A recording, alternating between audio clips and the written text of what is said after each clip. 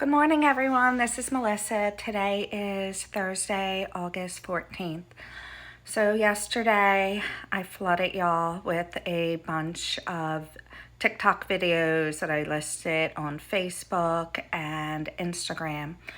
So I've had so much support. Thank you, thank you, thank you. And sadly, I've heard so many stories similar to mine, and I am sorry that either you're going through that, your family member, your friend, and this is why I am speaking out, because it's happening way too much. This cannot be what happens. The police, the court system, weaponizing it against us, technicalities, baloney happening. No, we are American citizens. Our forefathers fought for our rights. What are these politicians doing? Why are they not serving and protecting us? They are self-serving and they are doing anything but protecting us. So I just wanted to reach out and say, I am not doing this for revenge. I am doing this, as my attorney told me yesterday, Melissa, I am so sorry. They are victimizing you. There is something going on, a conspiracy. It all started between them not doing anything when I had the restraining order against Eric. I've clearly shown you him in my condo. He's in there when there was a restraining order. And I showed you the third-party contact that he did. Yet the police were given this. They did nothing. Sadly, yes. I love this man. When he cried, I came back. We were supposed to go to counseling. Don't judge me. I'm not going to judge you. But, what he had done wasn't punching me, doing this, doing that. He's a really good narcissist. He kept it all under wraps. But the moment the restraining order was off and done, so was his mask. And once I saw who he truly is, that's when things went to heck so fast. And that's when I tried to get him away from me. He had his own place. He was living down on Treetops Drive in Naples. I have videos where I mention this and he denies it. But how funny is it that I know exactly where he lived? Am I that omniscient that I would know exactly where he lived prior to him moving there? If I could predict the future. Anyway, and then the police not removing him from my home, they forced me to let him in. I changed my locks, not because he was living there, but because he works at Home Depot in Naples, and he was stealing my keys and making copies. I would find stuff, and I'm like, I never gave this to him. I never that. So he had access to my home, and I tried to block that access. Guess what? The Collier County Police Department gave him full access to do this to me, to abuse me financially, emotionally, and physically. What they did was horrible. They were called at least 3 times the night before I was arrested, and all 3 times they forced me to keep him in my home. My home, not his. So, and let me clear up something. I did not know he was a convicted felon when I was with him. He told me he was arrested for having a joint or 2.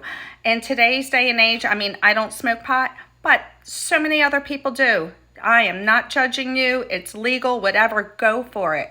So I had no issue knowing that he had an arrest warrant for having a joint or 2. No, this man was a drug dealer. He was a drug dealer, and he was caught with all of his, well, not all of his stash, but with enough to be convicted with a felony. I didn't know that until my HOA ran his background check because we were trying to add him onto the lease, and they said no convicted felons. So here he is. I find out, yes, I'm finding out lie after lie, but at some point, you have feelings, you love someone, you overlook something, whatever. But after that restraining order, and I saw who he really is once that mask was coming, no. I changed the locks. I told him not to come over. We're done. No. So you want to know the real reason why that son of a gun wanted to stay at my place? So he's working down over at the Home Depot at Naples and Pine Ridge. It's 5 minutes from where I was living in Emerald Lakes. And he did not have a vehicle. He didn't even have a vehicle when I met him. He lied and was using his friend's mother's car. But besides that, So if he could Uber from my place there, was that $5? $10 round trip, but where he was living was a good 30 plus minutes away. He's probably looking at $100 a day in Ubers for work. And guess what? The joke is on me. At the end of the day, Eric lied about everything. I don't think he thought that I would be arrested like this and going through all of this. He just didn't want to pay $100 a day to go to work. He just wanted to stay at my place for a couple more days. He was getting a Jeep Cherokee or something like that delivered on Tuesday. This all started Friday. Saturday I was arrested. So his vehicle was delivered and then he moved out. And guess where he moved? Tree Trops Drive. I'm not going to give the address because I don't want anyone to do anything to him. But let me just be clear. This man is a liar. This man is a snake. I did not know how bad when I was involved with him. But once I saw it, I tried to get out. And I was abused. And here the system is abusing me again.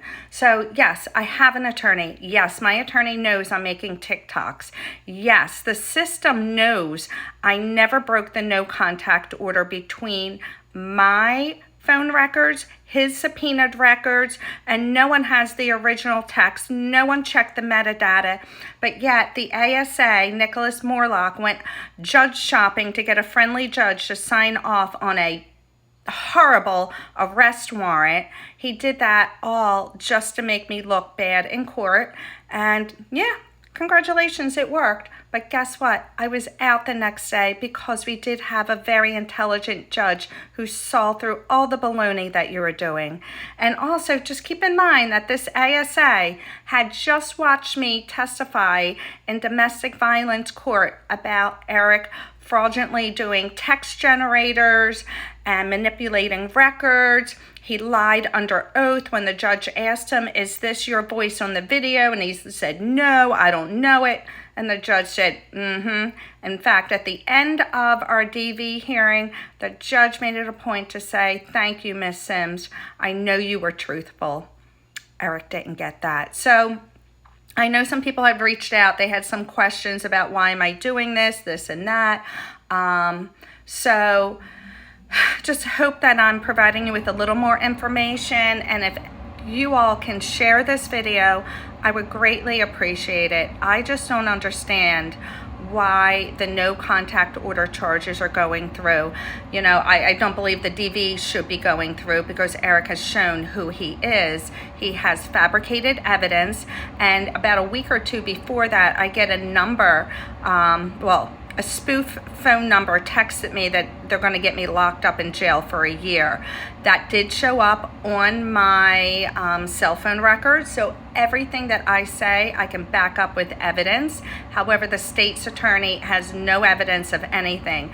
And if they do have something and it comes from Eric Sims, then it's fabricated.